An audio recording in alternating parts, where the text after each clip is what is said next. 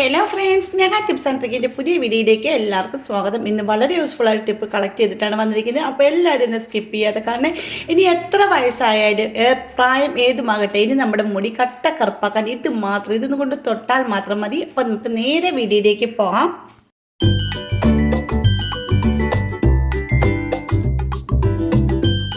First tip, നമ്മൾ ചിക്കനൊക്കെ ഒരുപാട് മേടിക്കുന്നവരല്ലേ, ഇങ്ങനെ മേടിക്കുമ്പോൾ ഇത് കഴുകാനായിട്ട് ഒത്തിരി പ്രയാസം അടിക്കും. ഇതിനകത്ത് അഴുക്കുകളൊക്കെ ഒത്തിരി കാണും, ഒരുപാട് നേരം കഴുകിയാൽ ഒന്ന് ക്ലീനായി കിട്ടത്തുള്ളൂ. അപ്പോൾ നിങ്ങൾ കഴുകുന്നതിന് മുമ്പ് കുറച്ച് മഞ്ഞൾപ്പൊടി ഇട്ട് കൊടുക്കുക, കുറച്ച് ഉപ്പുപൊടി ഇട്ട് കൊടുത്തതിന് ശേഷം 2 മിനിറ്റ് അങ്ങനെ തന്നെ ഇട്ടേക്കുക.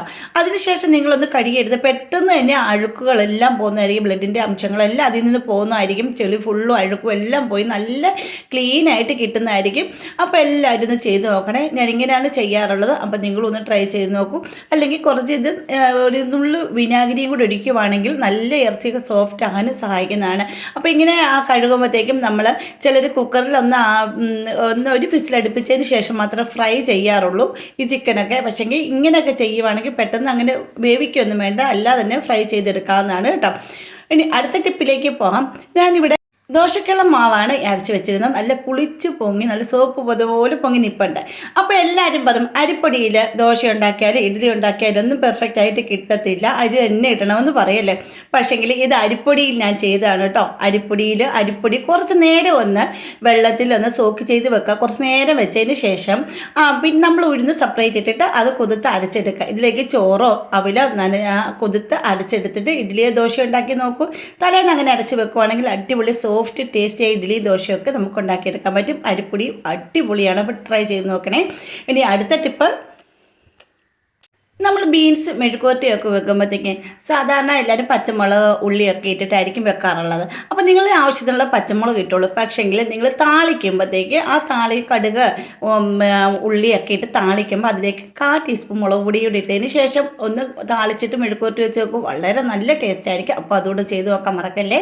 ഇനി അടുത്തത് വീട്ടമ്മമാർക്കൊക്കെ വളരെ യൂസ്ഫുൾ ആയിട്ടുള്ള ടിപ്പാണിത്. ഇതെന്താണെന്ന് വെച്ചാൽ നമുക്കിപ്പോൾ ഉണ്ടാകുന്ന അകാല നര അല്ലെങ്കിൽ പാരമ്പര്യമായിട്ടുണ്ടാകുന്ന നരകൾ ഇതൊക്കെ മാറാൻ വളരെ നല്ലതാണ്. നരച്ച മുടി കട്ട കറുപ്പാക്കിയെടുക്കുക. അതിനായിട്ട് കെമിക്കലൊന്നും വാരി തലയിലടിക്കേണ്ട കാര്യമില്ല.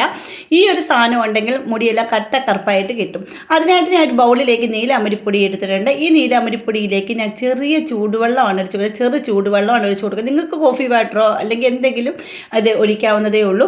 ഇപ്പോൾ ചെറിയ ചൂടുവെള്ളം എടുത്തതിന് ശേഷം നല്ലപോലെ ഒന്ന് മിക്സ് ചെയ്തിട്ട് നമ്മുടെ തലയിലേക്ക് അപ്ലൈ ചെയ്ത് കൊടുത്തതിന് 1 മണിക്കൂറോളം തലയിൽ തേച്ച് വെച്ചതിന് ശേഷം നിങ്ങളൊന്ന് കഴുകി നോക്കൂ. വളരെ നല്ല റിസൾട്ടാണ് കിട്ടിയിരിക്കുന്നത്. മുടിയെല്ലാം കട്ട കറുപ്പ, കൊച്ചു കുട്ടികൾക്ക് വരെ ഇപ്പോൾ ഉണ്ടാകുന്ന അകാല നരയെ തടയാനായിട്ടും തലമുടി കട്ട കറുപ്പാക്കാനും ഒരു കെമിക്കലും ഇല്ലാതെ നമുക്ക് നീലാമരി ഇതുപോലെ നിങ്ങളൊരു പ്രാവശ്യം ചെയ്ത് നോക്കും. നീലാമരി അടിപൊളിയാണ്. അപ്പോൾ എല്ലാവർക്കും അറിയാവുന്നതായിരിക്കും. അതുപോലെ തന്നെ നിങ്ങൾക്ക് എൻ്റെ വീഡിയോസ് ഇഷ്ടപ്പെട്ട് നമ്മുടെ ഫാമിലിയിൽ ഒന്ന് ജോയിൻ ചെയ്ത് സപ്പോർട്ട് ചെയ്യണം.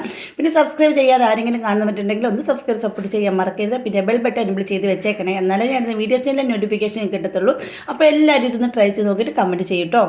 പിന്നെ നിങ്ങൾക്ക് ചെറിയ ചൂടുവെള്ളം ഒഴിക്കാൻ വേണ്ടെന്നുണ്ടെങ്കിൽ ഇത് നമ്മുടെ മുടിയൊക്കെ നല്ല സോഫ്റ്റ് ആയിട്ട് കിട്ടാനും കട്ട കറുപ്പാക്കാനും സഹായിക്കുന്ന അലോവേര ജെല്ലിട്ട് മിക്സ് ചെയ്താലും മതി കേട്ടോ. അപ്പോൾ ട്രൈ ചെയ്ത് നോക്കിയിട്ട് കമൻറ്റ് ചെയ്യും. അപ്പോൾ ഇന്നത്തെ വീഡിയോ ഇത്രയേ ഉള്ളൂ. അടുത്ത വീഡിയോ അടിപൊളി ടിപ്പുകളായിട്ട് ഞാൻ വരുന്നതായിരിക്കും. അതുവരേക്കും ബൈ.